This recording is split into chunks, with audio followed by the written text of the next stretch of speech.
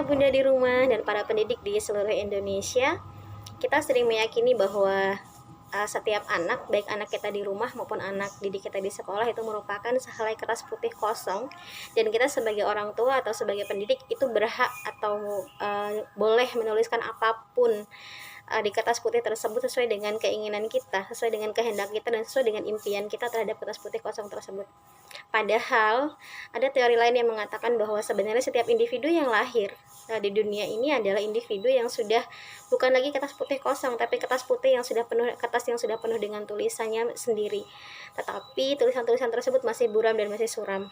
Dan tugas kita sebagai orang tua dan sebagai pendidik itu adalah menebalkan garis-garis atau menebalkan tulisan-tulisan positif, tulisan-tulisan yang baik, sehingga akan semakin tampak nyata di permukaan, sehingga kertas-kertas tersebut atau tulisan tersebut itu menjadi hal-hal, dipenuhi dengan hal-hal positif seperti itu dengan tuntunan. Dan ini sejalan sebenarnya dengan keinginan pemerintah yang ingin menggalakkan atau ingin mensosialisasikan secara masif bahwa kita ini butuh transformasi pendidikan, salah satunya yaitu dengan pendidikan yang memerdekakan, yang sebenarnya itu sudah diinspirasi atau sudah terinspirasi atau merupakan pengejawantahan dari pemikiran Bapak Pendidikan Indonesia kita, Bapak Pendidikan kita, yaitu Ki Hajar Dewantara. Apa sih sebenarnya prinsip-prinsip pendidikan yang memerdekakan, ayah bunda dan para pendidik sekalian? Bahwa pendidikan yang memerdekakan itu adalah harus memenuhi prinsip-prinsip kemandirian, kemerdekaan gitu. Kemudian apa sih yang disebut dengan kemandirian gitu? Dia sesuai dengan kodrat alam dan kodrat zaman. Kemudian ada trikon dan juga protap triloka dari Ki Hajar Dewantara.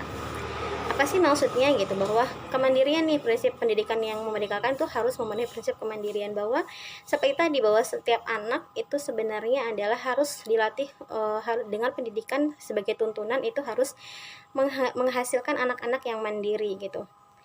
Seperti halnya kita, ketika kita punya anak kecil, kita takut nih anak ini salah langkah atau salah, sehingga ketika makan kita suapin gitu. Sebagai guru juga seperti itu, kadang kita merasa kita lebih tahu, sehingga kita selalu memberikan mereka materi, perintah dan sebagainya. Padahal sebenarnya kita harusnya membimbing mereka atau menuntun mereka untuk supaya bisa makan sendiri nih, ini nak makan sendiri, seperti itu. Atau di sekolah juga seperti itu.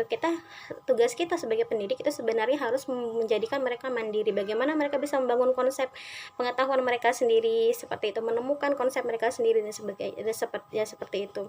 Pendidikan yang memerdekakan adalah pendidikan yang selalu berpihak pada murid-murid kita, berorientasi pada murid-murid kita. Bagaimana ketika belajar itu menjadikan mereka kasmaran terhadap belajar, bagaimana mereka mencintai belajar bukan karena diperintah, tapi belajar karena kebutuhan mereka sendiri. Mereka mandiri, bahwa mereka menyadari bahwa pendidikan, belajar itu adalah sebuah kebutuhan mereka. Kemudian belajar juga harus merdeka, ayah bunda juga pendidik para pendidik sekalian. Merdeka dalam arti ketika kita menjadi manusia yang merdeka, maka kita harus terbebas dari segala hal batasan, segala hal yang membelenggu kita. Seperti itu, belajar pun harus seperti itu, pendidikan pun harus seperti itu. Bagaimana siswa, anak-anak kita itu kita jadikan sebagai subjek, bukan lagi sebagai objek. Kita mengharapkan mereka sebagai pelakunya, bukan lagi sebagai sasaran, seperti itu. Kemudian harus sesuai dengan kodrat alam dan kodrat zamannya tadi. Saya jadi teringat ada sebuah pemikiran bahwa pendidikan itu seumpama pemeliharaan terhadap tumbuh dan berkembangnya tanaman.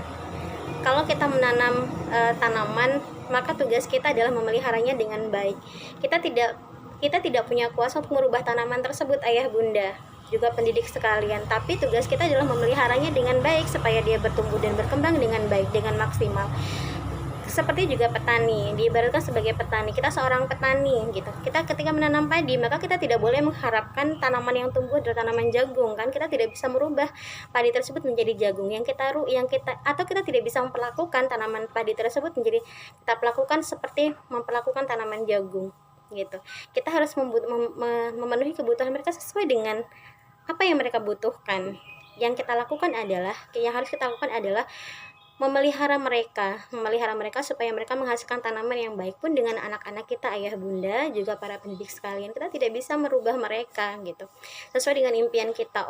Saya ingin dia jadi profesi tertentu karena menurut kita itu adalah yang paling keren, yang paling menjanjikan gitu, mencerminkan orang cerdas dan sebagainya. Padahal setiap anak bisa sukses dengan kemampuan, dengan keinginan, dengan bakat mereka masing-masing. Seperti itu. Ada kodrat alam, ada kodrat zaman. Kodrat zaman juga harus tetap kita tuntun gitu. Kita harus tetap menuntun mereka sesuai dengan zamannya. Bagaimana kita menuntun mereka untuk beradaptasi dengan baik dengan perubahan zaman, yang pada akhirnya adalah pendidikan ketika diselenggarakan, pendidikan yang memerdekakan itu ketika diselenggarakan dengan holistik dan seimbang, maka akan menghasilkan budi pekerti yang sempurna dari setiap anak, sehingga akan membawa anak pada sebuah kebijaksanaan. Alangkah bahagianya kita para ayah bunda juga pendidik sekalian ketika anak-anak didik kita adalah anak-anak yang bijaksana, sehingga dia menghasilkan kebijakan-kebijakan, menghasilkan perubahan-perubahan yang baik ke depannya untuk masa depan mereka.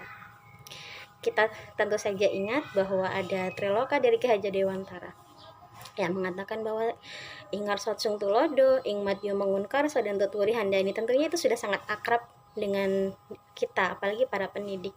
Tetapi bagaimana kita menginterpretasikan tersebut dalam pendidikan yang memerdekakan.